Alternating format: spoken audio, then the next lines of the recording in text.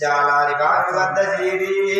జాలారి బావిలో జలకమాడి తలయార స్నానంపు చేసి పచ్చగా పసుపు పూసి నష్ట తిరుమని నామం తెలుసు నమదిద్ది అందానికి అడ్డాల వెనక తొడకి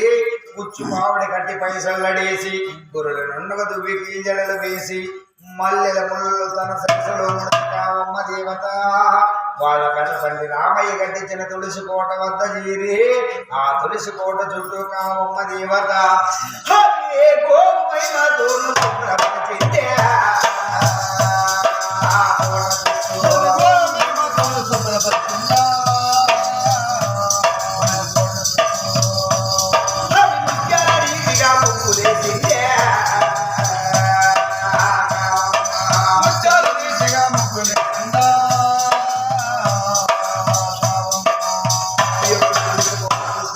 మహిమతో శుద్ధి చేసి ముత్యాల రీతిగా ముగ్గులు వేపించి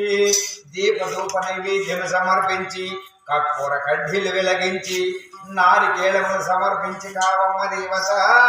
ఆ తులసీదేవికి బతుకు కుంకుమలేసి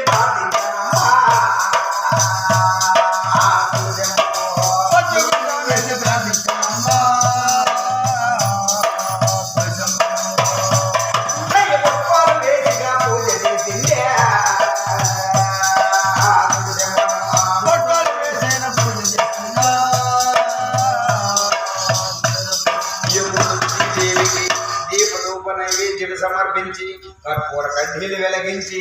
నారికేళములు సమర్పించి కావమ్మ దేవత